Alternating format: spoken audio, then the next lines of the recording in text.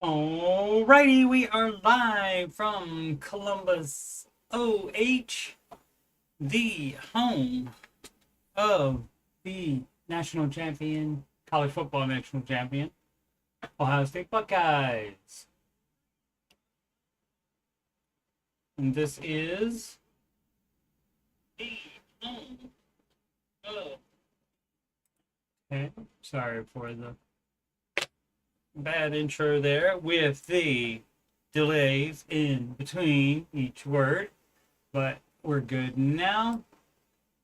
And it's Answer Your Financial Questions live, and that does happen 8 p.m. on days that it happens, which is opposite the days that are actually the days that I can't do the Ramsey show after show during the week. And so if it's on a weekend, a Saturday or Sunday like today, then it will be an 8 p.m. stream. And of course, those subject to change. The upcoming dates and times for those financial streams are in the ticker below, and we'll go over them. I'll actually say them later towards the end of the program, or program, as Dave says.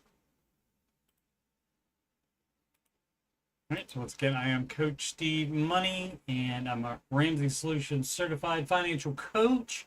You're watching this on youtube.com/Coach Steve Money. It's also information ticker below about you being able to schedule a free consultation/assessment with me if you've got money problems, or you just want to make sure you're on the right track. You can schedule that free appointment with me by emailing me, and we'll work that out. My schedule changes too much at the last minute to try to use a website with my availability on it, and so if you email me, we will work it out. My financial content, you're watching this on youtube.com/Coach Steve Money, and you just scroll past the Oak Island and Skinwalker Ranch playlist, and you'll see the Ramsey Show After Show playlist. There are 577 of those. And Answering Your Financial Questions playlist, there are, tonight is 170. Number 170 of those. And in the music playlist, there are 12 Ramsey adjacent songs in them. Such bangers as, let's see, something I don't normally do here. How about That's What Gives Financial Peace? So That's What Makes You Beautiful. I took the music from that. That would be One Direction, kids. Do you remember that? That was a long time ago now, I guess. But it goes, what is it? That's what gives financial peace. And that's what gives financial peace. I see you blessed. I see you stressed. I'm hashtag blessed. You can get yourself out of this mess. So anyway, that's a banger, of course. But again, 12 Ramsey adjacent songs in there, and so listen to those if you're so inclined. Hey, got a great idea. Now let's start with so let's do some questions. No flow 7114. Advice, opinions for truck purchase. Hey everyone, I stumbled upon Dave roughly 1.5 years ago whenever I just started working as a nurse. Okay, and people are nutty these days, or every day. They have been. Humans are nutty. I don't know when this happened, but at some point we wanted to become vague about things that happened on a particular date. So it doesn't matter if you don't remember the date that it happened. It's still not a whenever. It still happened at a particular time. And so that would be when I started working as a nurse. Not whenever you started. Whenever means it could be any time. But no, you started one particular day, one particular minute, a matter of fact, as being a nurse. And so this should be when. People are nutty with speech. The language just devolves and devolves and devolves. Just started working as a nurse. Anyway, I'm 24 man, okay, and even worse, be convicted about it. How about just say when you did it? Again, it doesn't matter if you don't remember, that it does not become whenever. Again, whenever is if you actually don't, well, not even if you don't know. It's still, again, if it happened at one particular minute in time, then that's a when, not a whenever. And it's just more of the way people speak these days, which is more of a thing where you're constantly like backtracking and trying to virtue signal and so forth with the honestly and to be honest and all that kind of stuff. And so the whenever, and that just upsets me to no end. You would not believe it. But anyway, I'll try to move past it here. I'm a 24 man. I have no debt from college. Well, that is fabulous. Currently have $28,000 in a high yield savings account, $32,000 in my retirement accounts, 403b, plus Roth IRA.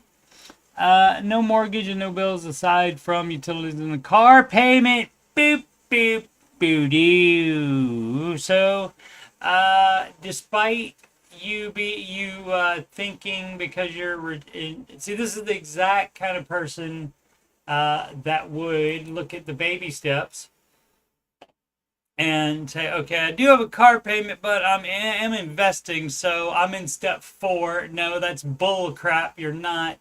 You're on the lowest one that applies to you, and you are on step 2, and you should not be investing until that car is paid off. We take care of our $1,000 emergency fund first, and then we take care of our non-mortgage debt before doing any investing. You don't move to higher steps. Steps 1, 2, and 3, as it says in the ticker below, are one at a time without doing any higher steps. Don't even think about the higher steps. There'll be plenty of time for that later.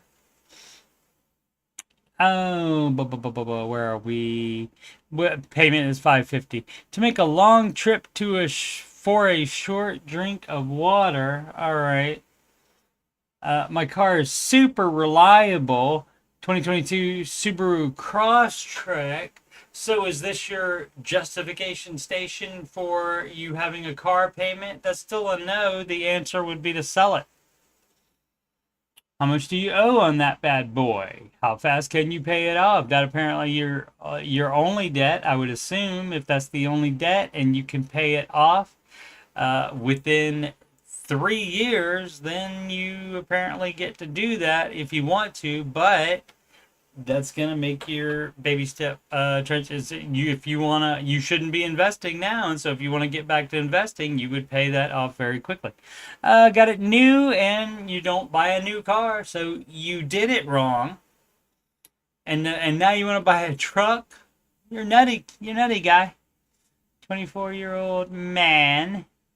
You're nutty. Got it new. Currently have 50,000 miles on it, and only have 36 payments left. That's 3 years, babe. So that is exactly the amount of time if you say that you start the baby steps today. But if you started them 1.5 years ago when you found Dave Ramsey, or even if you started them last month, that would be more than 3 years. So that's going to be a no. You would pay it off faster than that. I have an itch to get a new truck, just like your itch to get a new car. If you're going to be doing dumb crap like that, you don't need to worry about the Ramsey stuff or the whatever advice opinions that you would get on the Dave Ramsey subreddit, because you're not going to do it. You're not interested in doing that. You just have itches to get new vehicles and new trucks.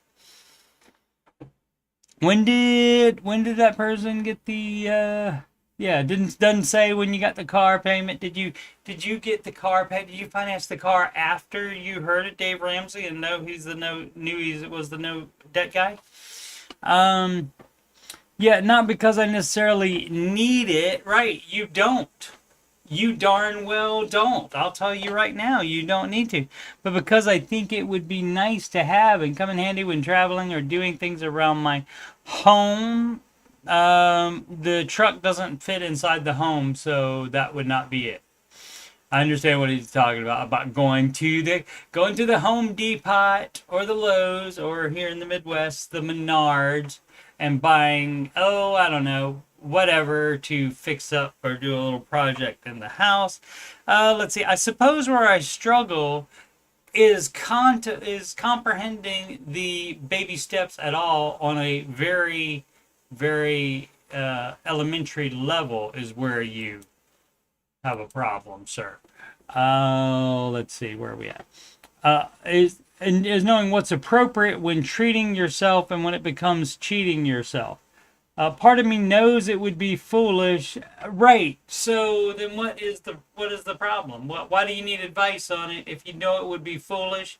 Be a dumbass fool then and get it if you want it. You know darn well that's not what Mr. Ramsey would say. He would also not approve of your car payment either. Part of me, let's see, part of me wants to reward myself. What becomes cheating?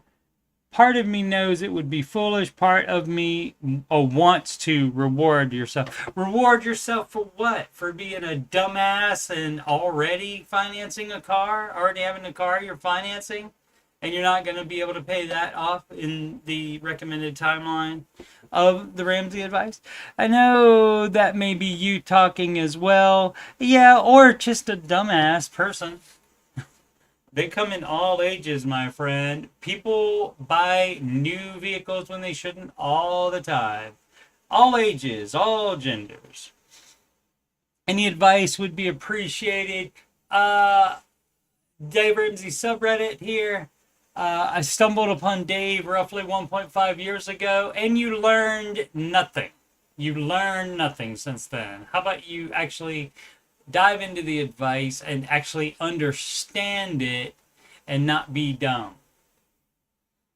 And do. It's not about rewarding yourself. Not on early steps like that. You're on step 2. You don't do that, and you're doing it wrong. You should not be investing while you're on step 2 still. That would be step 4. Questions about a land gift. People love to land.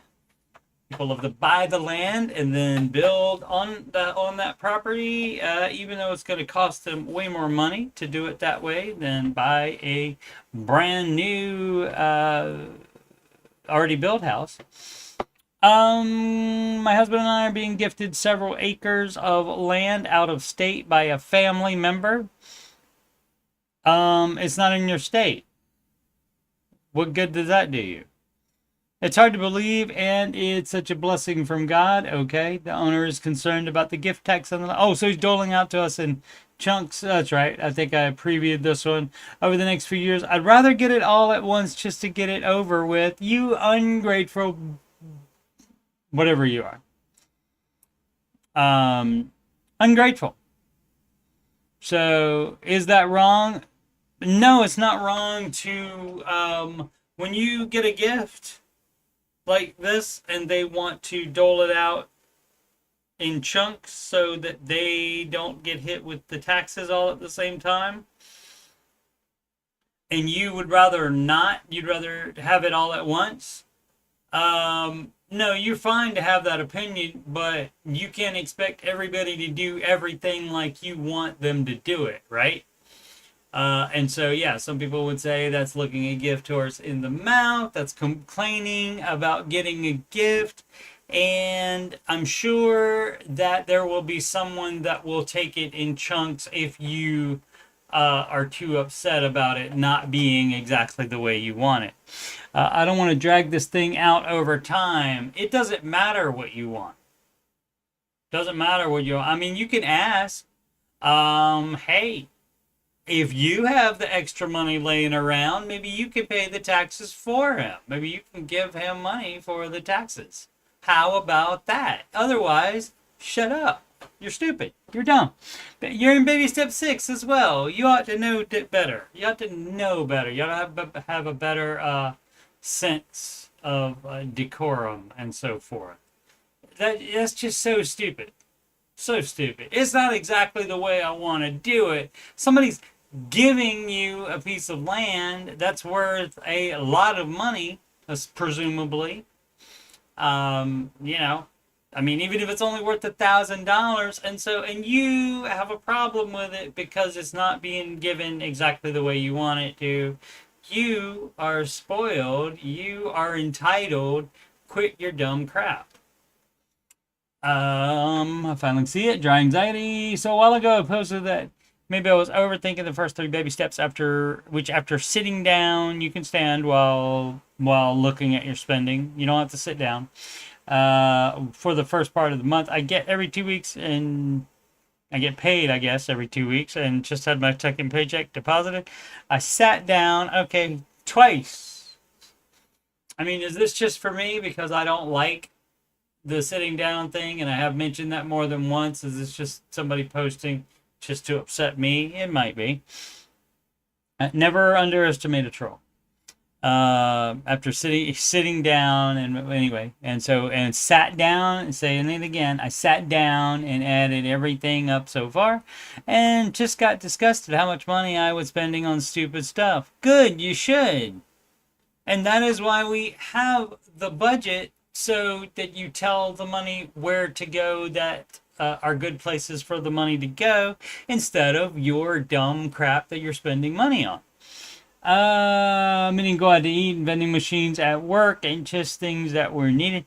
Going forward, I will do a much better job and focus more on the first 2 steps. Speaking of vending machines, this is a fun story. When I worked at a bank, a gentleman wanted to get a $1 candy bar from a vending machine, so he did. The problem was that a candy bar ended up costing him $36 because it came with $35 overdraft fee, because he went overdraft on that $1. So that's dumb. You need to pay more attention to your finances so it doesn't cost you $35 like that. And especially when you are spending money on stupid stuff. You need to be aware of it. And so you theoretically stop doing it, or at least you know that you're the problem. It's me. Hi, I'm the problem. It's me. Different mood, 5643, emergency fund question. I have an emergency fund answer for you then. And the tag on it is baby step 3, the flare rather. My husband and I, okay, let's go ahead and open up the whole thing, since it is more than will fit on the main page. My husband and I had been saving up to buy a house, and after 3 years we finally got 20% down. Then I realized what my husband had been trying to tell me for so long: if we bought a house, we would have nothing left over in case of an emergency.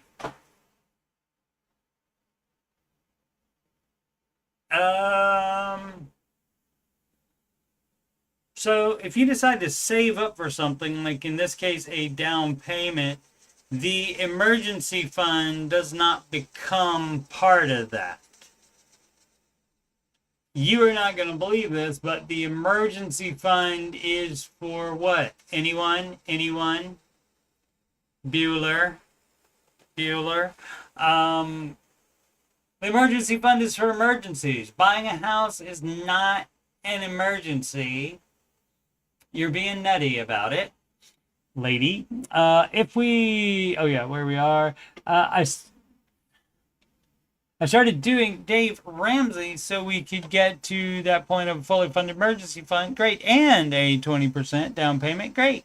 I did the math, and our absolutely surviving expenses. Oh, I see what you're saying.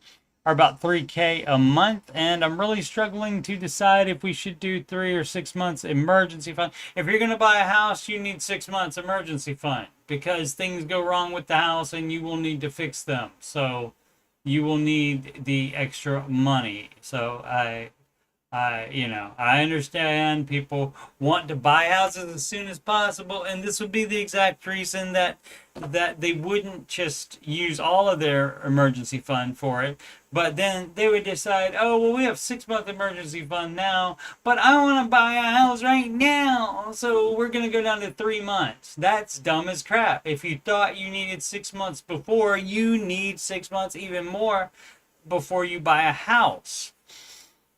We have no medical issues. We're young and healthy. Here's your justification station for doing something dumb. And it doesn't work. It doesn't justify it. But no medical issues, young and healthy. My husband has a steady income that can only get bigger with overtime. See, none of this dumb crap that you're saying right now is changing the advice for you to not do the dumb crap you're trying to do. You just want to do it.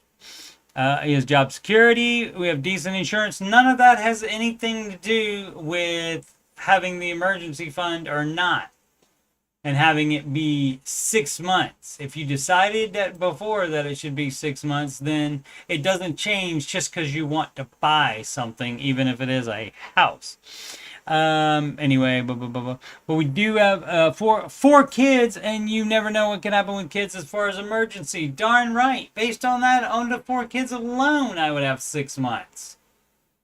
See, you got to do a thing called not be stupid. Here's my thing. There was a point where my husband and I hit a rough patch and there's a lot of things here. They said, I think this person said, here's the thing, a different spot too. Anyway, my husband and I, not a partner, husband, hit a rough patch and had $5K in savings that needed to last us 6 months, and we managed to make it last us without creating any debt, which I'm still half surprised about. Yeah, me too. I just don't know if I need to save 3 or 6 months. 6 months. You have 4 kids and you want to buy a house. You need to have 6 month emergency fund. You would think that would go without saving. No pun intended, I guess. Without saying, but again, people just want to do whatever they can to be able to do things right now. No, you take the extra time and save up the extra down payment while you keep your full emergency fund at 6 months. And that is the emergency fund answer. That's an ad. Entire jellyfish, 126. Well, you don't want half a jellyfish, right? Next step, I paid off all of my debt. Great. All I'm left with is my mortgage. Okay. Well, theoretically, that would put you on baby step 6, and so you would pay out the house. Right now, I'm contributing more into my savings, contributing what my company matches in my IRA. Yeah, you wouldn't be having just general savings. You would not be having general savings above the 6 month emergency fund. See, this guy is being stupid too. Everybody wants to do it their own way. Everybody wants to do it their own way, and they think they have to come on here and justify it. And it's not working. You're not justifying it. Now, you are more than welcome. You earned that money, and you have to live the life and have the financial situation that your dumbass actions will cause to come into play here, into effect. And so I fully support you doing whatever you want to do with your own money, but that's not what I would advise you to do as a financial coach. And that's not what Mr. Ramsey would advise people to do either. Let's see. And I've recently started putting more money into my principal balance. Right. That would be, you don't put it into the principal balance. Basically, you're not putting it there. You're putting the extra towards the principal so that it pays off the house more faster. So yes, but you don't spread it out among extra investing, extra saving, and then do that. It doesn't say to do any of that. on here. What the baby steps say, and it says specifically here, so it's not like you can be, I don't know, I'm confused about the amount that I should be investing. It says 15 freaking percent right there. What don't you understand about that? 15% of gross household income. Doesn't say gross, but that's what it is. Gross household income. Okay? You're doing that. You're addressing kid college. If you have children and you want to help them, then that one applies. And then so you start working on that as well. The younger they are, the less per month you have to put into those college savings. And then you pay your house off early. So you see where it says build wealth and give on step 7 here? That's when you would do investing over. You do not invest 1 penny over the 15%. And that should only be in retirement. That's not in a freaking brokerage account. Not you debt leveraging the mortgage to try to have extra savings or extra investments. You're doing it wrong. Let's see what the rest of it. My question is, should I focus on reaching my savings goal first? No. Unless your savings goal is baby step 3, in which case you should not even be investing right now. You should be doing baby step 3. If it's extra savings, you should not be having them. Now, I understand if the exception to that is a sinking fund. For example, if you know you need to buy new tires. If your tires are going bald and you're like, all right, I'm going to have to buy tires probably within the next 6 months.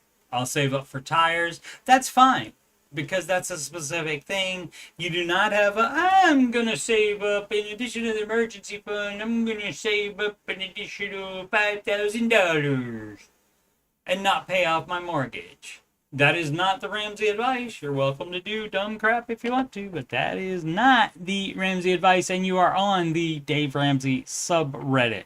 So what kind of advice would you like, sir? I'm sure on every question, I'm sure there's at least one dumbass giving non-Ramsey advice on here. At least one. It's probably closer to 50-50 on most posts, I would imagine. Focus on my savings goal first and then focus on my mortgage. And it does not say to do that anywhere here. So you can do it. Not the Ramsey advice, my friend. Or do I keep contributing into both how I have been? No, you pay the house off first before having the extra savings. Again, unless they are your full emergency fund, in which you would not be putting extra to the house until that's done. You would not be investing until that full emergency fund is done. So I'm going to assume you're not that dumb and you actually know that. And this is separate savings from the emergency fund is what I'm going to assume here. As the Brits say it, for some reason, they throw a H in there along with the S. Instead of assumed, they say assumed. My current plan is to have the savings to where I want it by the end of the year. So what you do, you're either going to do what you want to do and follow your own financial advice, which is that savings, or if it's not advice, just to do whatever dumbass thing you want to do. That's not the Ramsey advice, and you can do that. Knock yourself out. But that's not the Ramsey advice. And then have my mortgage paid off by the end of 2030. No, you would have that mortgage paid off faster and not have that savings. What is that savings for? Now, maybe it is a sinking fund type of thing. Maybe it's for vacation or something like that. You, with your own baby step 4, 5, and 6, you can budget a vacation. You can put a vacation in your budget, and you can do a sinking fund to save for it. You can. It all has to be intentional. It's just not extra savings beyond the full emergency fund out of worry or as a slush fund in case I want to buy something. No. How about we buy the house first and pay it off? How about we do that first? People are nutty. Necessary spring 129. This is a short one. S&P 500. Why does Dave always talk about the S&P 500 and not the Dow or the NASDAQ index funds? When he's talking about it, it's because that's the standard bearer. Now, The futures. Um, Now the Dow Jones Industrial Average is way older than the S&P, and so that used to be the standard bearer. Like that's what like you would judge other investments against. And so that's basically what the S&P 500 is now. And I could see it eventually being the Nasdaq, because the Nasdaq has beaten the S&P 500 18 out of the last 20 years. And somehow people still insist on doing an S&P 500 index fund only, and leaving some of that Nasdaq slash large cap money on the table without looking for higher earning investments. And so Mr. Ramsey actually uses an S&P 500 index fund, but it's not for retirement. What he uses the S&P 500 index fund for is for his money that he uses to buy properties. And so it just sits in there making money until he finds a great super deal, super deal for him. And that's how he makes his money in real estate, is he only buys something if it's a super deal for him. He doesn't fall in love with it or anything like that. He buys stuff when it's a super deal for him. But for retirement, Mr. Ramsey advises managed mutual funds that beat the index. They are out there. It's just not on a financial page like this where you can easily see it every day, and it's easily tracked on Google Finance here, these indexes. And it's because they are the indexes. Russell, for example, this is the Russell 2000, and it's the small cap index. But the advice for retirement would be that you don't buy the Russell index or another ETF, as the people like to say, that tracks the Russell index, Russell 2000 index. No, you would get a small cap managed fund that beats that, so you're not leaving money on the table. I understand not wanting to screw it up. That's a lot of people's excuse. But also, how can you screw it up if you do the research and it constantly makes more? Then you're probably in pretty good shape. I mean, since it's managed, they could change the investments in it, and it could start going down. That's why you keep an eye on it. You don't have to look at it every day, but you keep an eye on it, and if it suddenly stops consistently beating the index, then it's time to look for a new managed fund. I've been investing for 6 or 7 years now, something like that, and I've not had to change out any managed funds. So you can find them, just don't be lazy, and don't be scared, because you are going to research it. And if you don't know how to do that, then you're the exact person that should be hiring an investing advisor. But again, the way the S&P is, that's basically the just being representative of the stock market as a whole. Like I said, it used to, back in the day, be the Dow Jones Industrial Average, but then the S&P 500 became more of the thing that you would look at, and now it seems like the Nasdaq may become that, just because of the number of times it has beaten the vast majority of times over the last 20 years, where the Nasdaq. And see, the Nasdaq has all the tech stocks in it. Of course, S&P 500 does as well, but the Nasdaq is tech funds heavy. And so that people love the tech. They love, they love the YouTube, they love the internet, they love all that stuff.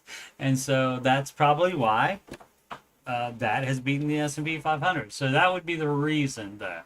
But he doesn't say, this person doesn't say anything about managed funds or anything like that. Just say, well, it doesn't mention the Dow or the Nasdaq index funds. It's because there's no need to. So you gotta have a basic understanding of, talking about something. And of course, you don't know enough about investing that the S&P 500 is basically the representative for the market as like the minimum that you should be making. And oh, what's something? Oh, so I'll point you something here. And so at least for Mr. Ramsey, so you see right down here on the investing calculator here that is free on the Ramsey Solutions website. If you go down here at the bottom, it asks you what you think your annual return will be. And it says this is the return your investment will generate over time. Historically, the 30-year return of the S&P 500 has been roughly 10 to 12%. And so that's the number you're looking for, 10 to 12%. In your managed funds, you are looking to beat that 10 to 12%. And so that's why he brings it up. He does not tell you to invest in retirement with an S&P 500 index fund. But I will admit, of course, obviously, because I'm not going to lie, to be honest, etc., etc. Just doing the S&P 500 index fund is better than not having any investments at all because you're too scared of it, or I don't know, too lazy to find managed funds, or too, just can't understand how to do it yourself and you refuse to pay somebody else. So S&P 500 better than nothing, but you are leaving money on the table by not getting better funds than the index funds.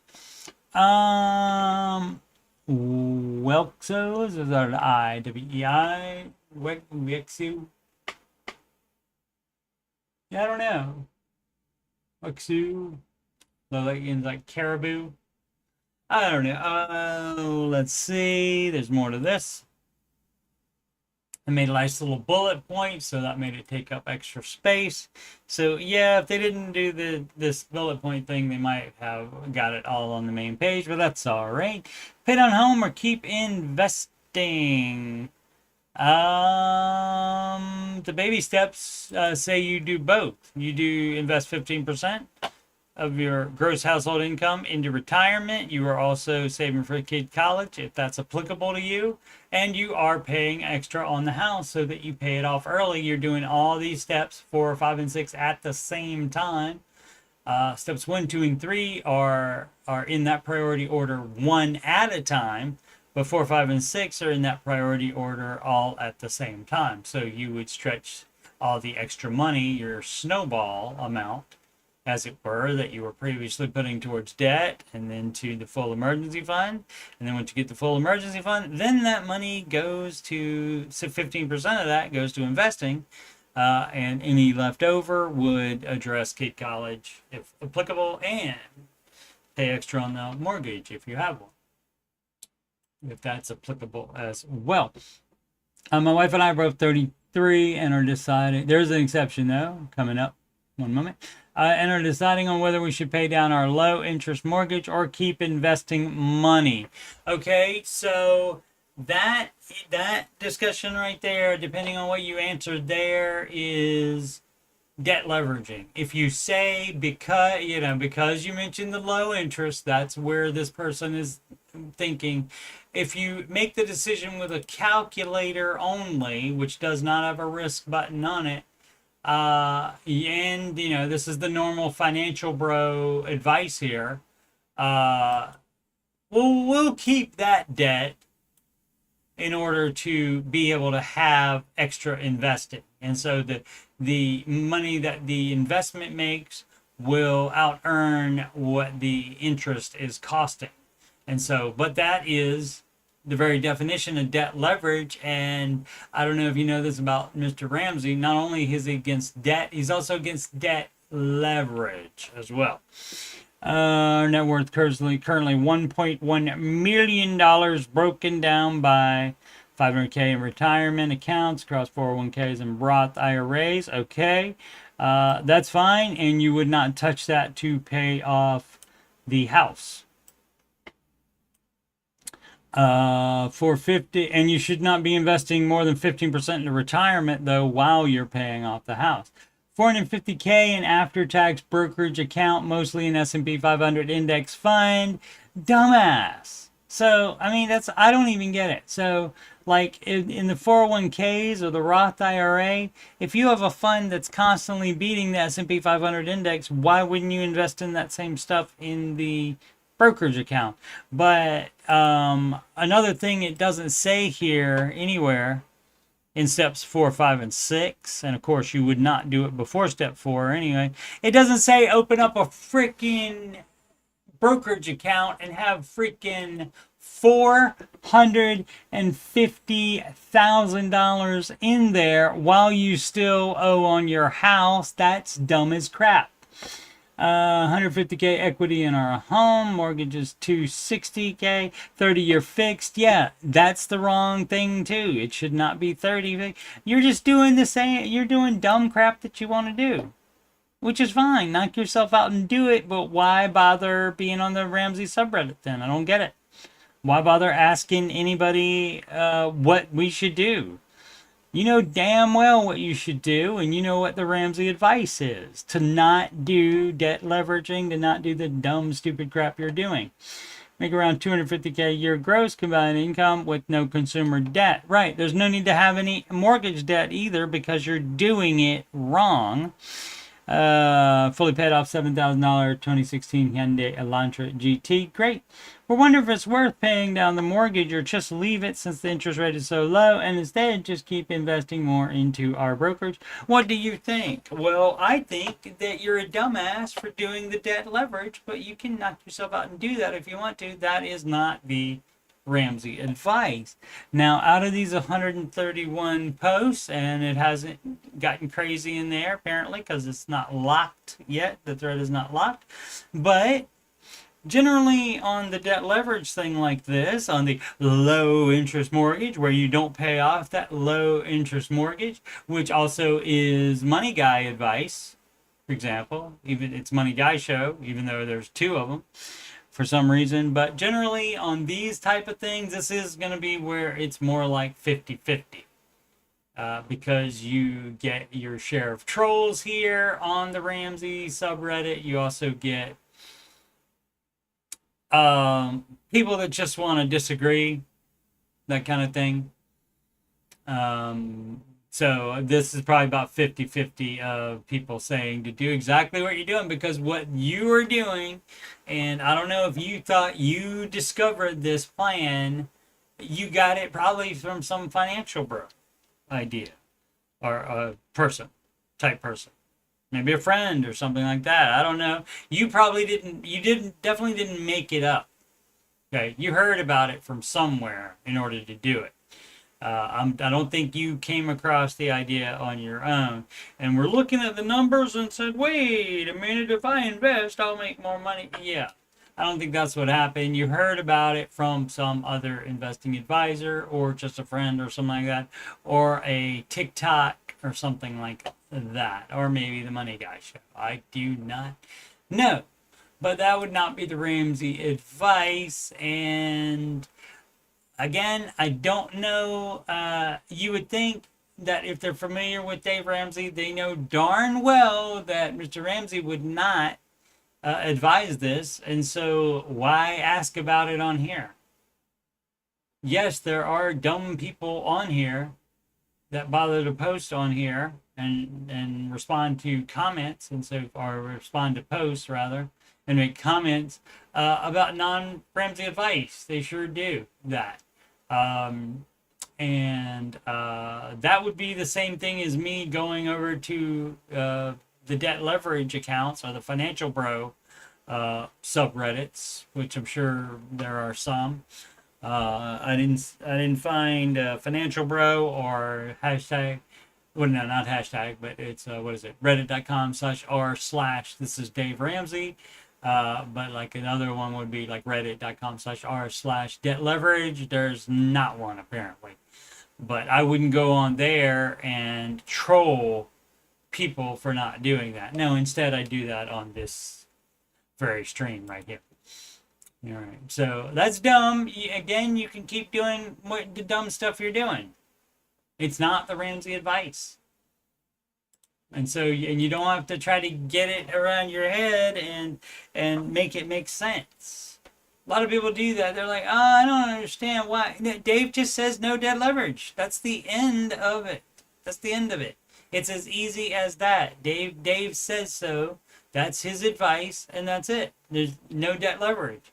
There's not any, you can't show him anything on a calculator that will make him change his mind on that, because the Ramsey baby steps are based more on risk than on the numbers from a calculator,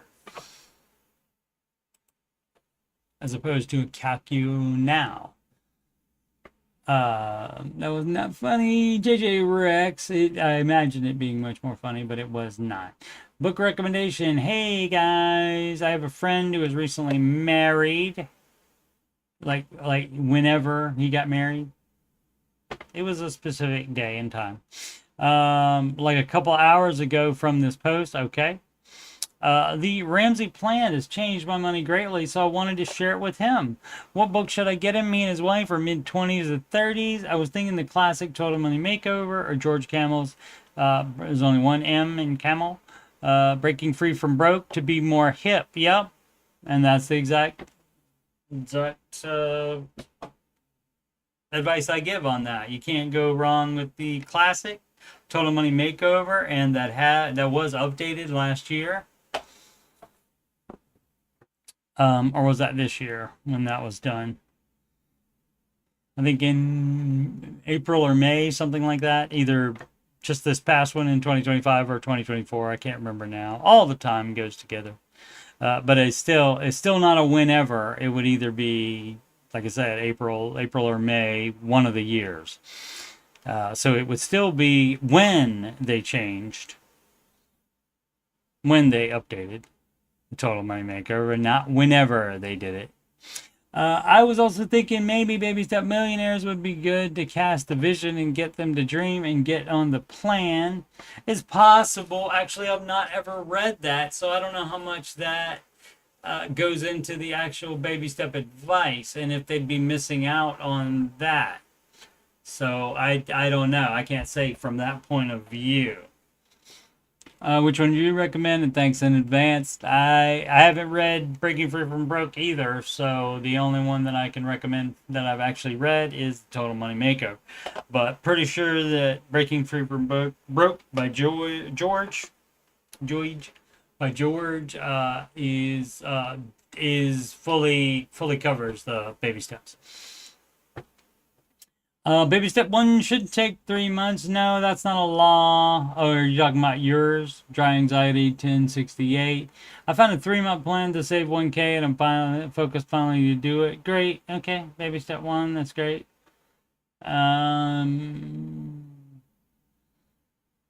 So this to me screams out in the comments. Maybe somebody will ask what my plan is. Or what the plan I found is, then I can tell my plan with it. You could have just typed it here and told us what the 3-month plan was, and then I could say whether it was fine or if it was dumbass of you to be doing it that way. And so 3-month plan to save 1K, that would be $333 a month, and generally you would like it to be done faster than that. You would like it to be done in 1 month instead. And so take that into consideration. Died of a theory. And that often happens to people. People love to get lost in theories. Especially about financial theory. And I don't have time for it. How about we deal with the actual things that, actual facts on money, instead of having theories about, well, you know, this might be this, and this might be this, and this might be this. How about we deal with what is actually what? Anyway, I think my story is different enough they would want to talk to me. The problem is you're not the screener, so it doesn't matter what you think. See, that's the whole problem. See, and that's what people put so much emphasis on what they think, and they apply that to the rest of the world. That is not how it works. Okay?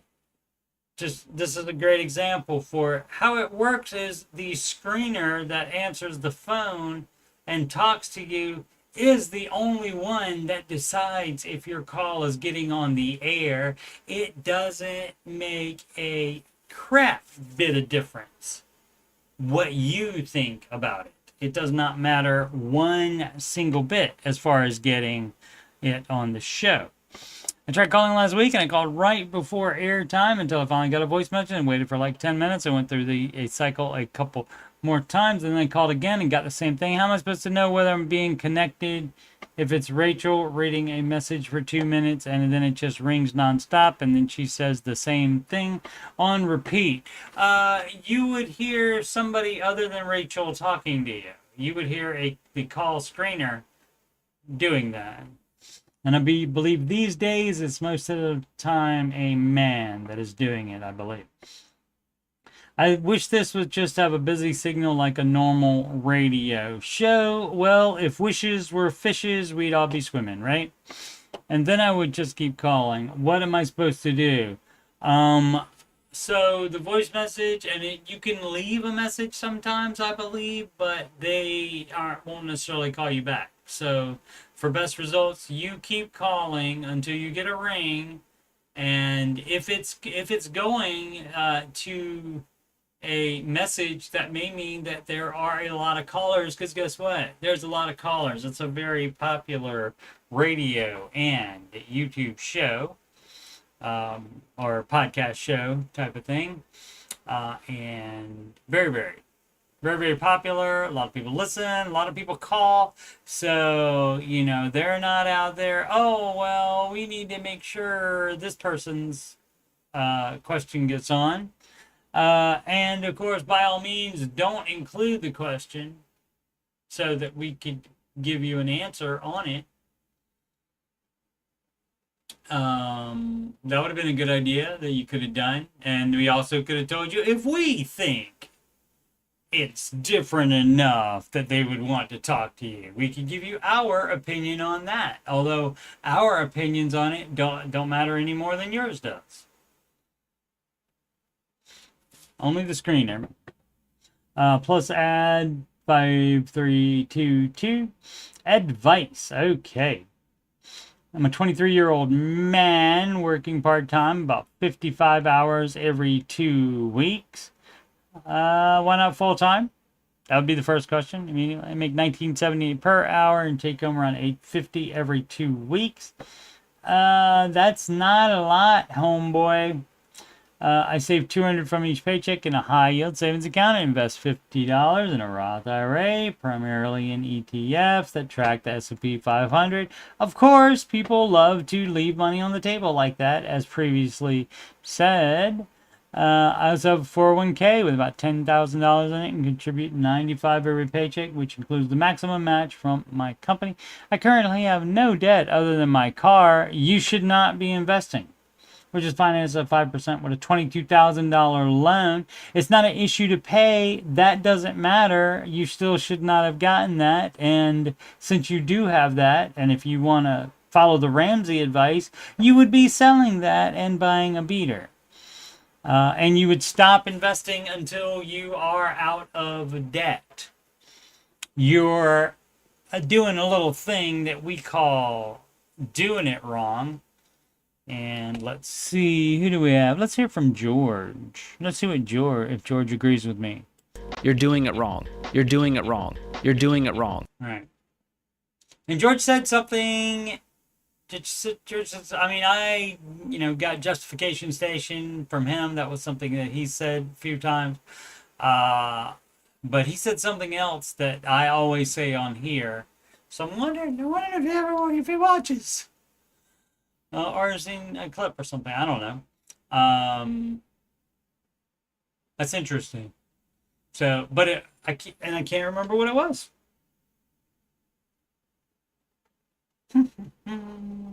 It would still be a what I said, not a whatever I said. But yeah, I can't remember what it was. But he said that, and I was like, what? Little sus, but yeah, he he had, before, as far as I know, before that, he had never said you're doing it wrong that way. And he didn't say it 3 times. I looped it so that it would go 3 times from the time that he did say it. Crud, I can't remember what that was. Maybe I'll have to ask Sid. Maybe she'll know. I did make a point to mention it in the Ramsey Show chat, though. But I just can't recall what it was. All right. So, yeah, you'd think I would have been as excited about that. I don't know. I've been busy at times lately. So, very busy. So, it's possible I didn't have time to mess with it. Where are we? The 401k. Oh, maximum matching. Currently, I have no debt other than my car. You're doing it. Okay, doing it wrong. Right, is the main tenet of this thing. It's around $300 per month. I'm currently a college student at Indiana University pursuing a degree in computer science. My goal is to retire semi-early. Well, then, you know what's going to make your retirement further from now? Is you having a freaking car payment. And you paying the minimum, and this, of course, is debt leverage as well. By not paying off the debt and investing instead, that's debt leverage. So you are absolutely 100% freaking doing it wrong. Where are we at? Goal is to retire semi-early and provide a good life for my kids and family in the future. And so what is the problem with Mr. Ramsey's advice? You want to debt leverage? Knock yourself out? You don't have to ask anybody about it. You can just do that dumb crap. Is this a good plan, or should I consider doing anything differently? Yeah, I'm going to go ahead and advise the Ramsey baby steps. How about we do those? Instead of your dumb crap that you think of, or you get from a TikTok video or something like that. Although, you know, Mr. Ramsey is on the TikTok as well. He has clips on there. So this stuff would be on there as well, but there's a lot of dumb crap floating all over the internet, especially from financial bros that do insist that you debt leverage. But that's just not the Ramsey advice. And of course, they don't have anywhere near the track record that Mr. Ramsey does. Over 20 million documented success stories following his advice. Okay, no other financial advisor comes close. But if you want to do your little dumb crap or some financial bro crap, knock yourself out. And you can do that. But again, if you want to do that and you were sure you should be doing that, why did you ask then? Because you know darn well you're doing it wrong. If you're at all familiar with the Ramsey advice, you know you're doing it wrong. Because again, you don't do all the steps at the same time. You would not be investing while you had the car debt. You're doing it wrong, majorly. Another advice here, advice there. This is from iWild 5476. Advice on what to do, wife. Question, not the wife. I just paused there dramatically. Open link in new tab, as I saw that there was going to be more to the question. And again, love the bullet points, but that makes it longer and have to open up in a new tab there. Wife 47 and I 41.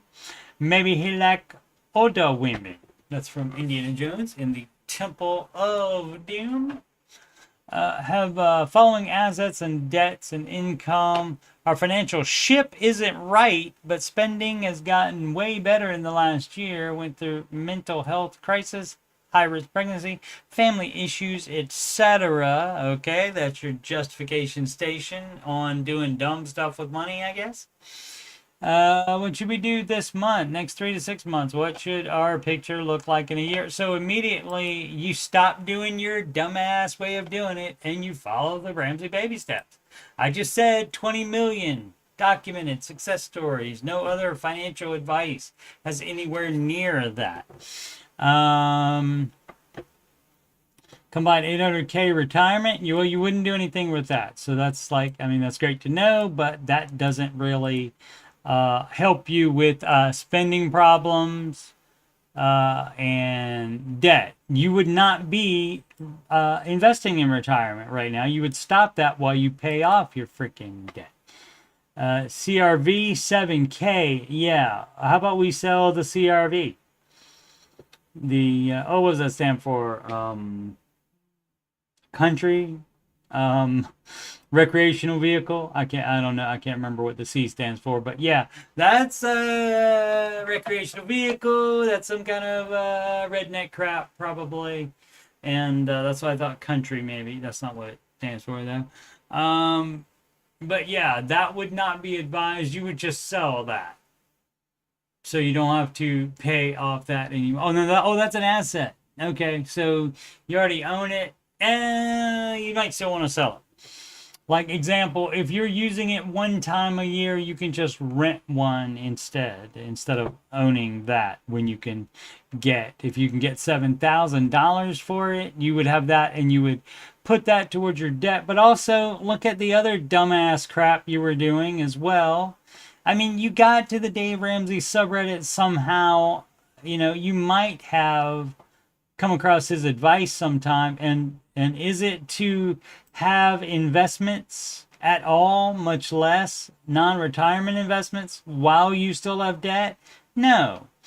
High cap gain, stock was gifted 35 years ago. Doesn't matter, it's in a brokerage account. You would not have debt while you still have that. You would liquidate that, or enough of that to pay off whatever your debt is. For that, when he car, didn't he say car? Debts. Let's see what the other debts are. We'll look. So that's gone. I mean, this is the same exact way that, oh, well, when we started the Ramsey advice, we had $10,000 in savings, but we did have all this debt. That $10,000 goes bye-bye. Or 9,000 of it does. It goes right to debt, and you keep $1,000. See, you don't change the Ramsey advice to fit your life. You change your life to fit the Ramsey advice. So that $9,000, and in this case, all $80,000 would go to pay off these debts. Let's see how much debt it is total.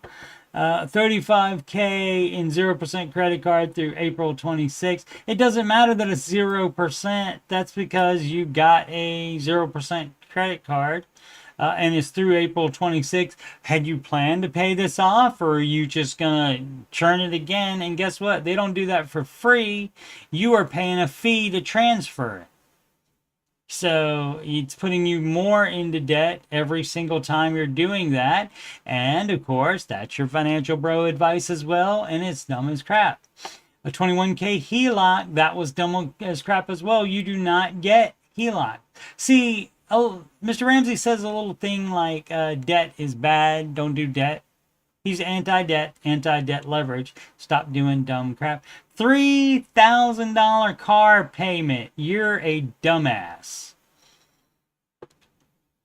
Gonna have a brokerage account that has $80,000 in it instead of cashing that out and buying a car in cash. They have a $3,000 car payment. Why is it $3,000? I mean, is that how much you owe on it? Total, maybe? So, I mean, owing $3K on it, that bad. That's the point where I would say probably, okay, you can. That's a low enough amount where you can keep the dumbass Outback if you want to. 50K family loan. Yeah, why would you be having a brokerage account? You have the money already. Why would you be owing family? That is dumb as crap. 335K first mortgage. This is the only one that is allowable by Mr. Ramsey. The rest of this crap is your dumb bull crap. Anyway, income 235K gross.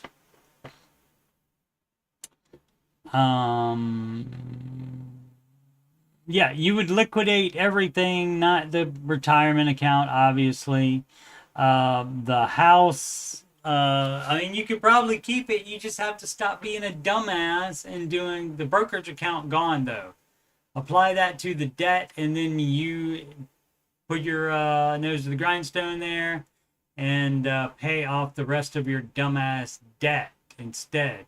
And follow the baby steps instead of doing it the way you think it should be done. How about we do it Mr. Ramsey's way that's been proven to work? I make 135 and contribute 13% to TAIAA, and you would not be doing that.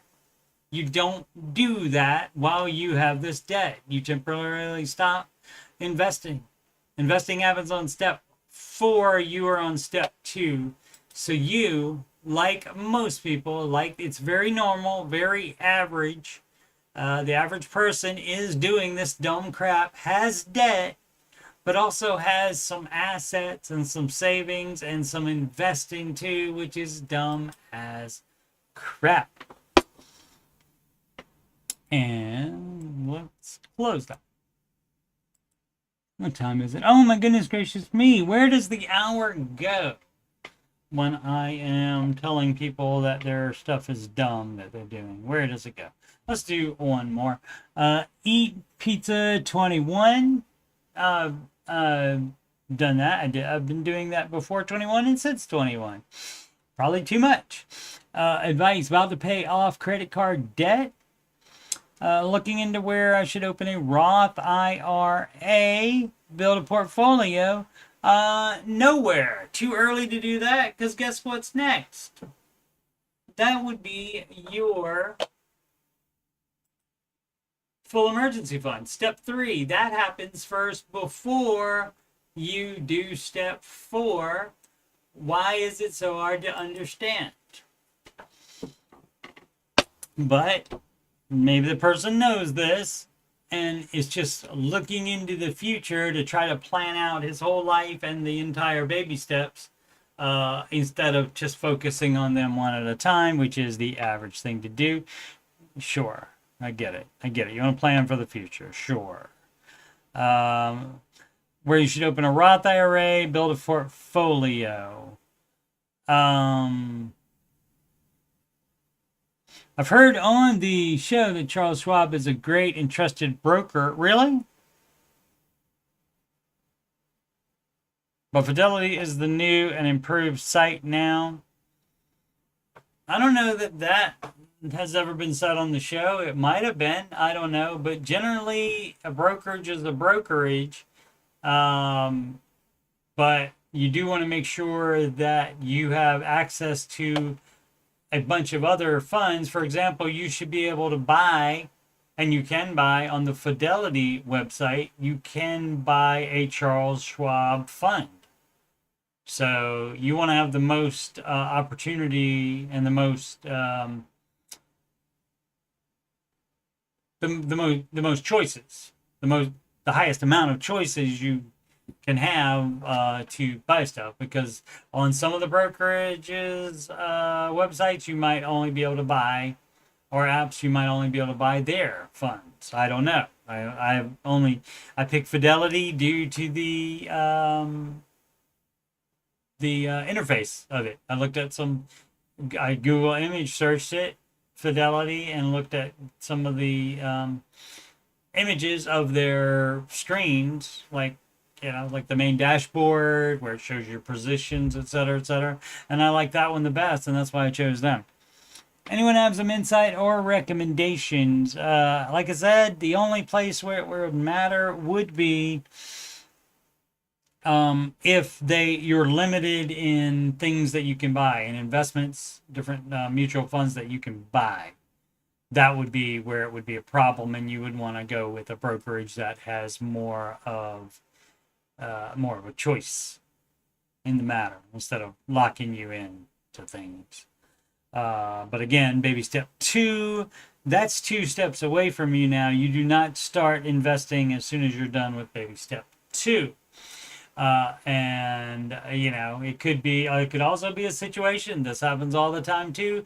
People keep their 3 to 6 month emergency fund, or they do that first before paying off debt. And so then theoretically would have baby step 2 done and already has done 3 incorrectly, doing it wrong. But then they can go straight to step 4, they think. And My problem, of course, with changing the baby steps is that any changes you make to it make it take longer to get to step 7. So don't do that. Oh, let's see. When is the next stream? Maybe tomorrow night. Sunday night. What is it? 23rd, Sunday, August 24th. I said originally I would do a Saturday and or Sunday. So Sunday night might not happen. Also, I'll probably play. I do have to run to the store, grocery store, right after this is over. But then after that, so maybe about 10:30 p.m. Eastern time, probably. Haven't been at it for a while, but we'll be delving back into the chronological playthrough of The Last of Us Part 2, my favorite game. Financial advice needed. Husband, 3rd year medical school. We have been able to pay for most of it due to me working it. That's right. Okay, we're okay. With less than $125,000. However, my husband was in a car accident, got injured a couple months ago. Yeah. Okay, so that might interfere with school. And the solution to that is not to go into more debt. That's never the solution. Sweet corn 313, but we'll take a look at that on the next financial stream. Whenever that may be, because we don't know the exact date that's going to be. So that would be when you would use whenever. I'm 28 man, single, and a homeowner. I overbought on my house, of course. Everybody does. According to Day's methodology. Okay? And mortgage and interest is $1,450 a month. 30-year fixed, and you got a 30-year. So you could afford the payment probably, and that means you overbought. Easily. Take home approximately $5,000 a month. Take home is $5,000 a month. 5K times 12, that's $60,000. So that's 120 and 30. So $150,000 house. How much did that house cost you? So yeah, you can afford a $150,000 house, and you got one way more expensive than that. Probably. I've been in the house for 18 months and I'm paid off $10,000 of the $230,000 note. Right. Interest is mostly interest to begin with. I do my own escrow for taxes and insurance with quarterly payments I get from a COLA. Okay. For moving to a more expensive area. Okay. I have no consumer debt. My emergency fund is funded. Okay. Each month I have $1,350 in margin, but I'm not doing any contribution to my retirement beyond my 401k. Nor should you. You should be doing 15% into your retirement, 15% of gross income into retirement, and otherwise, if you don't, you're single, so if you don't have any kids, you're just investing and paying off the house early. So does that put me on baby step 4? Yeah, and 4, 5, and 6 are all at the same time, but 5 doesn't apply to you. So should I contribute all the margin to the mortgage? Yes, you do. You would not do extra investing if that's what the question is. Now you can plan a vacation and you can use some of that margin to save up for the vacation. But you do have to be intentional about that. You don't have extra savings, again, just for a sludge fund. And I answered this whole thing. I meant to just preview it, but that's basically the deal on that. And so, yeah, the idea is to get the mortgage paid off as soon as possible. But with that, on steps 4, 5, and 6, you've earned the right to be able to go on vacation if you want to. And so you can do some fun stuff along with that. But if you're not doing any fun stuff, you do not invest extra. You do not save extra just to have more investments and more slush fund. If you want to buy something one day, that's not the idea. The idea is that you're intentional with the money, and step number 6 should be a thing you do intentionally. Right now I'm doing a 6500 split. You can do whatever dumb crap you want to do. The advice that you don't set up a split between extra investing. You don't do any extra investing. What would Dave do? He tells you in his advice and in his baby steps, because he doesn't say have extra freaking investments. He does not say that anywhere on here until step 7. And so unless you're one of the dummies that think you're supposed to do all the steps at the same time, then you have no excuse. If you're familiar with the baby steps, you know darn well that you're not supposed to do that. And if I'm giving you too much credit, apologies. So I'll try to remember to not do that one again, since I already did the whole thing. Every dollar for couple, you would just use the same login. And probably can't both be logged in at the same time, I would imagine. Insight discern. This is an overthinker, a theorist, that kind of person. And update on the baby steps. We'll dive into that here to see what's going on, but I'm expecting anti-Dave stuff. And why do you insist on saying you're on the baby steps if you're not? But we'll see. Maybe he is. Agitated society 37. Buy a 40K truck with cash. Buying vehicles with cash would be the only thing you would do. Do you need a truck? Most times you do not, and so that's what would come into that. Also would come into play. So assuming 40K is not a new truck, so that's fine to buy a used truck cash. But everything that you own with wheels and motors in it should not equal up to more than half of your annual income. Is there a way to find out what specific Dave Ramsey episode features a debt-free screen? I do not believe there is a way to do that. Monte Carlo simulator, how accurate are these? It's Monte, M-O-N-T-E, Monte Carlo. And that is I believe that reference is to a like casino, so it's like gambling. But as far as a Monte Carlo situation, I think that's something like an investing where you try to make sure you don't take out too much, I believe, is what it is. And I think this is a lot of people's justification for saying you can only do 4%, which is not true. If it makes on average 10%, you can take out on average 8% without dipping into the principal, is the idea. And that's what the financial bros don't understand somehow. They just don't want to, because they want to be right. First car for new teen driver, that's going to be a used one. You don't put a teen driver into a car, and of course you don't need to buy the teen a car. The teen can use one of your cars. Doesn't need their own. It's not a law. And you don't do what I even did myself. I, at 16 years old, got a job and got a car note. My dad co-signed for me, and that was dumb of him to do as well. Fortunately for him, I paid it all off myself. Didn't at the time, at 16 years old, that was pre-Ramsey, I think. I was too young, or just about like the time he might have been in the world doing financial stuff already in 1984, that would have been. He may have been, but I was not aware of him. And so purchasing a car can be a mistake by here on purchasing a car, probably. And should we buy a house? We'll look into that. Recognizing a caller, that's fun.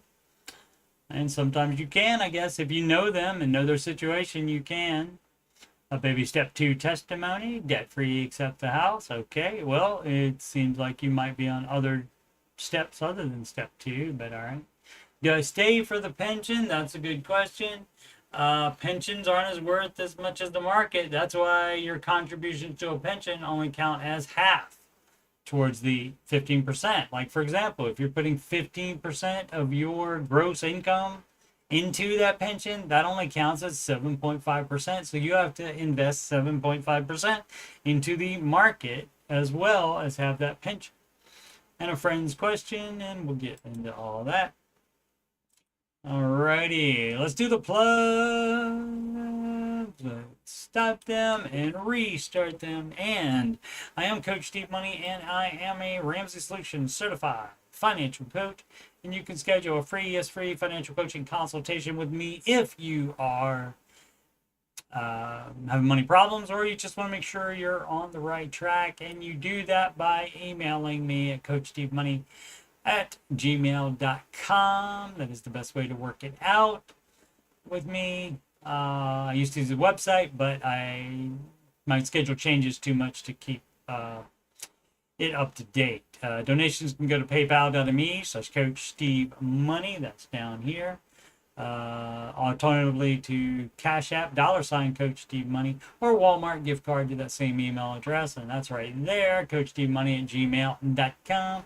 Upcoming stream, subject to change again, probably about 10:30 Eastern time tonight. Saturday the 23rd, this is. The Last of Us Part 2 chronological playthrough. And of course, the Ramsey Show After Show 11:05 a.m. Eastern, Monday, Tuesday, and Wednesday, August 25th, 26th, and 27th. And also Monday, September 1st, Labor Day, unless I can pick up a shift, because that is double time. Otherwise, I'll just remain off and that day, and that means I can do an after show.